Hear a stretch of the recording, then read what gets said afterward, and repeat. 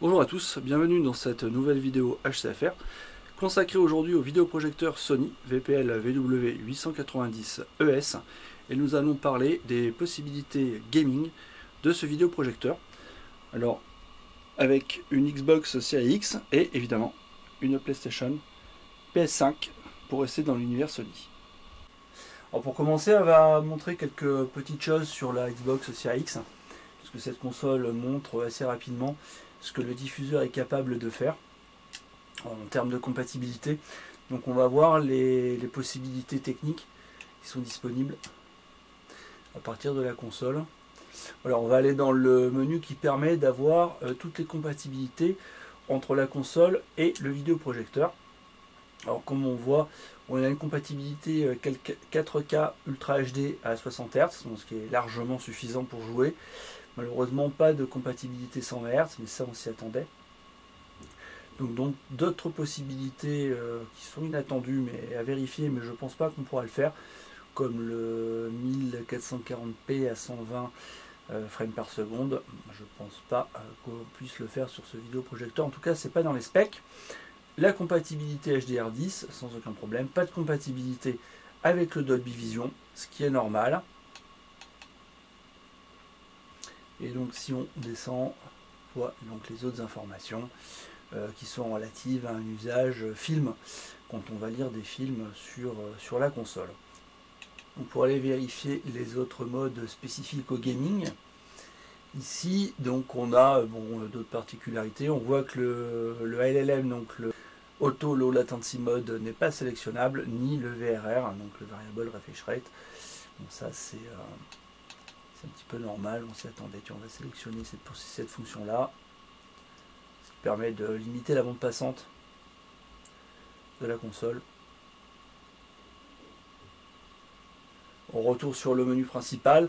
Alors une petite aparté sur les mesures qu'on a effectuées et qui seront publiées en détail dans notre test écrit. Donc là actuellement la console est paramétrée en 4K 60 images secondes. Ce sera le même paramétrage qu'on appliquera sur la PlayStation 5 tout à l'heure. Et on a mesuré un input lag de 30 millisecondes du moment que le vidéoprojecteur est calé sur son mode Impulse, donc dans le Motion Flow. Je vais vous montrer où ça se trouve ici. Donc le Motion Flow en mode Impulse, et il faut aller dans les réglages experts et activer Input Lag pour pouvoir jouer avec une latence très basse. Voilà, là normalement on est en 30 millisecondes de moyenne et des mesures optimales. Donc la meilleure score qu'on a pu obtenir, c'est 27 millisecondes qui correspondent aux caractéristiques officielles communiquées par Sony.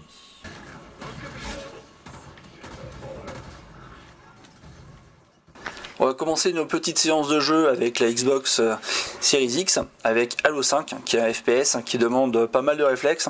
Donc il faut absolument un input lag le plus bas possible, ou du moins qui soit apte à permettre de jouer avec une très bonne réactivité entre la manette et ce qui se passe à l'écran.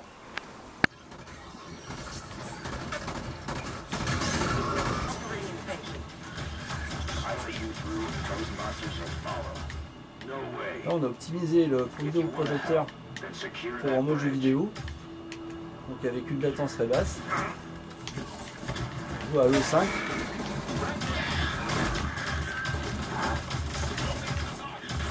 C'est un jeu qui demande quand même pas mal de réflexes et de réponse au niveau de l'image. Ça se passe très bien.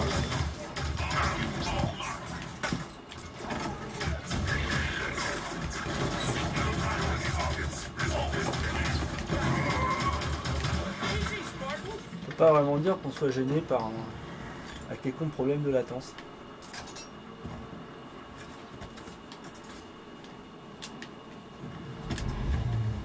Il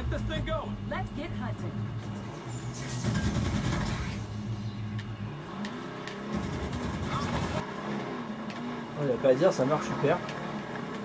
Ça réagit bien, tout est fluide.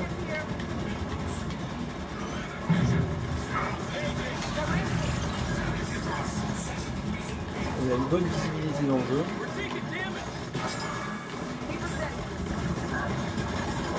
c'est super sympa.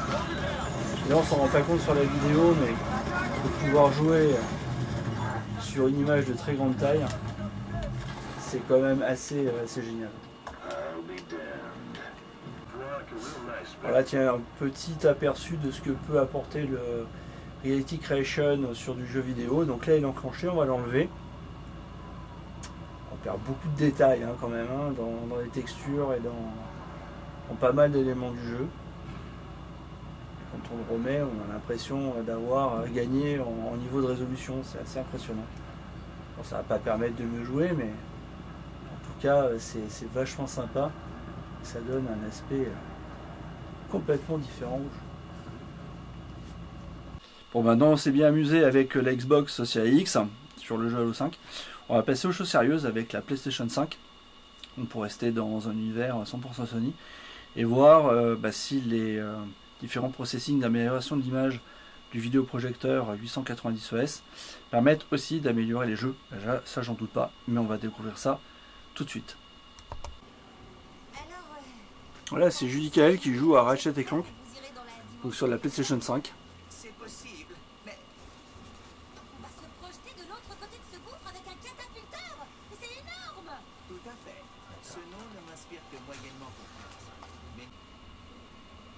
On effectue un nouveau petit test du Reality Creation, donc sur le jeu Ratchet & Clank. Et on se rend compte que, comme précédemment sur Halo 5, on récupère énormément de détails, énormément de précision. Ça marche vraiment très très bien. Et très franchement, si ça change la structure de l'image, c'est vraiment meilleur avec.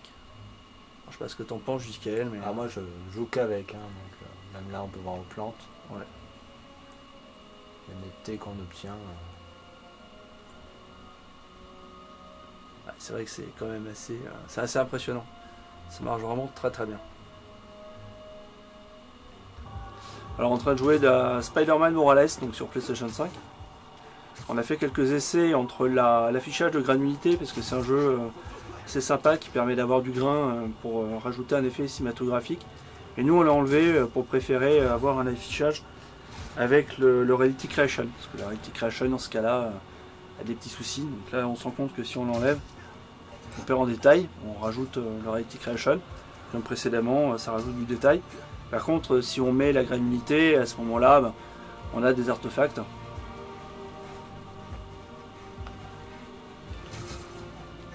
On va enlever l'amélioration de la latence. Ça, Jusqu'à-elle va nous dire un petit peu ce qu'il pense. La réactivité du jeu sans la latence. Bon, vas-y, Judy, je suis bien joué là, comme ça, tu vas pouvoir nous dire ce que tu en penses. Alors là, on passe à 70 millisecondes. Parce que là, au moment où je clique sur la gâchette, Il y a une latence. Ah oui, c'est un petit peu ennuyeux pour jouer. On va remettre la réduction. Ouais, là, au moment où j'appuie, l'action du personnage, elle est beaucoup ça va beaucoup mieux, ouais. Chose, mais là... Voilà, là on est avec la latence activée. Enfin, l'amélioration. Allez, je te l'enlève. Oui. Que tu sois à nouveau pénalisé. Ouais, non, là, je le ressens pour les balancements au niveau des gâchettes. Ouais, c'est pénible. Au moment où j'appuie, tu vois, j'ai appuyé. Hein. Ouais. Ouais. Alors, je te le remets. Et là, tu vois, comme ça, tu peux jouer. Ouais. Et je rappuie, tu vois. Donc, l'amélioration de latence marche vraiment alors. Hein. Là, sur ce jeu, on le voit flagrant, c'est vraiment... Et là, maintenant que c'est enclenché, bon, sachant qu'on a que 30 millisecondes, hein, sur une télé, on pourrait mieux faire, mais... Donc du coup, qu'est-ce que t'en penses? Ça suffit? Ça suffit pas? Si elle est enclenchée, c'est largement suffisant pour jouer agréablement avec. Ouais. Dans tous les cas, la PlayStation 5 par rapport à l'ancien Spider-Man sur PlayStation 4 Pro est beaucoup plus fluide pour jouer à ce jeu. Après, je n'ai pas joué à Morales sur la 4 Pro, donc je peux pas dire comment il réagit. Mais juste au premier Spider-Man, c'est beaucoup plus fluide. Les mouvements, les déplacements sont beaucoup plus automatiques, entre guillemets, réponse gâchette.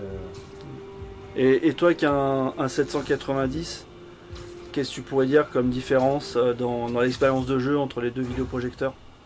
Alors l'expérience de jeu, elle va être surtout graphique, Puisqu'après, niveau gameplay, que ce soit avec le 790 ou le 890, je pense pas que j'ai plus ou moins de lag. Ouais. Là-dessus, je pense pas qu'on C'est pareil, spécialement à avoir l'un ou c'est l'autre. ultra fluide dans les deux et la réactivité elle est excellente dans les deux cas. Hein. C'est juste que par rapport au 790, je gagne beaucoup plus en contraste et encore plus en profondeur. Donc pour toi, c'est un vidéoprojecteur aussi fait pour le gaming ou pas? Oui, pour moi, oui. De toute façon, il joue les 3/4 du temps que sur ça. Pour moi, j'ai jamais eu rencontré spécialement de difficulté à jouer à n'importe quel jeu. Du moment qu'on ne lui demande pas de la perfection comme les jeux de shoot où il faut être à l'instant T prêt, mais bon. C'est aussi ce qu'on accepte de subir en jouant sur projection aussi. Hein. Vu que tu as eu un 270 avant, Ouais, non, là, tu sens une grosse amélioration quand même. Ouais. Là, oui, l'amélioration graphique, oui, il y a quand même. Il n'y a pas photo, quoi. C'est surtout que.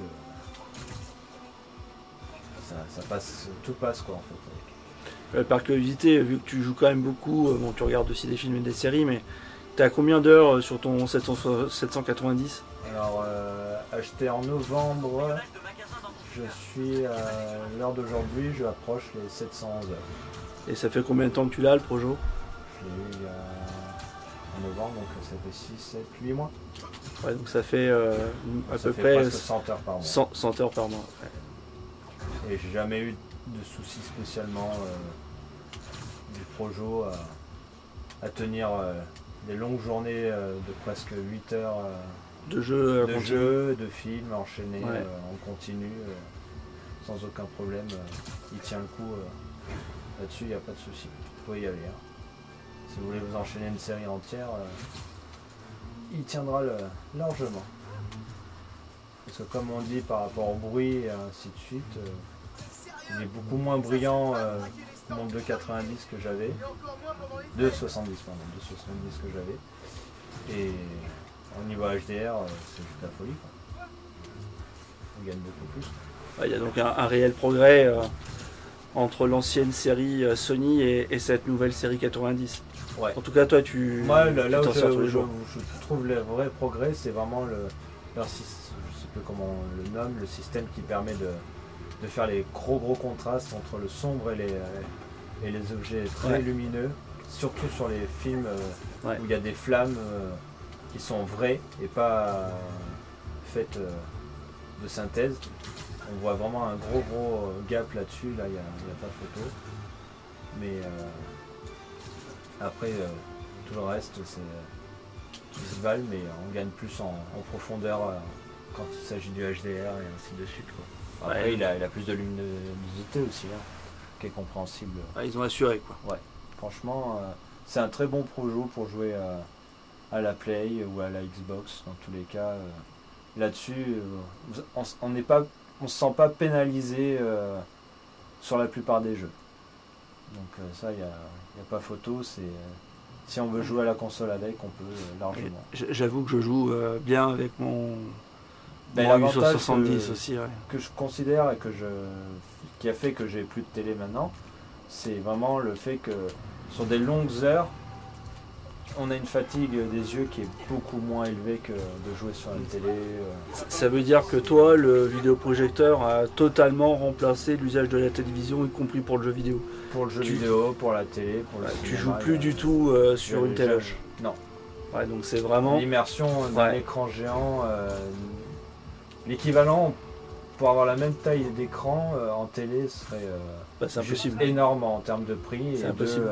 caser dans une pièce, c'est pas faisable quoi. Parce que quand on s'en servirait pas, on aurait un écran noir permanent. Dans une pièce à vivre, on peut pas. Enfin, tu valides quoi. Le 890 pour le jeu, ça le fait. Ah oui, pour le jeu, il n'y a pas de souci. Hein, là. Ceux qui veulent s'acheter ce genre de projecteur pour jouer, vous pouvez y aller les yeux fermés. C'est pas déconnant, c'est pas incohérent. Non, Tant qu'il n'y en a pas, c'est il est irrespectueux, tout à fait irresponsable et malsain de répandre ce genre d'accusation possible de jouer infondée. au jeu avec on le voit, en cette, tout nouvelle cas, gamme, cette nouvelle gamme de projets de Projo. En tout cas, on le voit, là on est en direct de la console au Proj. Et l'image est superbe, elle est extrêmement fluide. Et c'est vrai que la réactivité, elle est quasi instantanée. Et le lag est vraiment pas un problème. Et bien voilà, notre vidéo sur les fonctionnalités gaming du vidéoprojecteur Sony VPL VW890ES arrive à son terme. Comme vous avez pu le voir, les jeux profitent vraiment de ce vidéoprojecteur. On a des outils qui permettent d'améliorer la précision de l'image et le détail, comme dans un film, et le jeu en ressort encore plus beau, encore plus détaillé, encore plus précis, ce qui permet d'avoir une sensation d'immersion accrue, comme dans un film en définitive, avec notamment un processing de réduction de latence qui marche très très bien, puisque les jeux en Ultra HD 60 images secondes tombent à 30 millisecondes, et en fait 27 millisecondes dans les meilleurs des cas, ce qui est suffisamment bas pour pouvoir jouer à des FPS, y compris des FPS qui sont quand même assez difficiles comme Halo 5. Et l'immersion qui est procurée par une très grande image est vraiment sans pareil par rapport à une télévision. Donc même si ce vidéoprojecteur est vraiment destiné en réalité à un usage home cinéma, parce que c'est quand même un produit qui est vraiment fait pour ça, les fonctionnalités gaming sont parfaitement fonctionnelles. D'ailleurs, il y a un preset qui s'appelle Game, dans lequel Sony a préprogrammé tout le nécessaire pour pouvoir jouer sans se prendre la tête. Donc si vous n'avez pas envie de rentrer dans un calibrage très précis, vous avez ce preset là, qui est déjà fonctionnel et qui permet d'avoir une expérience de jeu déjà vraiment exceptionnelle sur une image gigantesque qu'un téléviseur ne pourra jamais produire, puisqu'on peut aller facilement jusqu'à 3,50 m, 4 mètres de base avec ce vidéoprojecteur. Je vous remercie d'avoir regardé cette vidéo jusqu'au bout. Je vous dis à très bientôt, notamment pour notre test écrit consacré à ce vidéoprojecteur Sony VPL VW890ES, qui vous donnera plus de détails, des tableaux, des mesures et bien entendu une analyse de l'expérience gaming encore plus approfondie que cette vidéo. Merci, à bientôt, bienvenue sur nos pages et notre forum HCFR.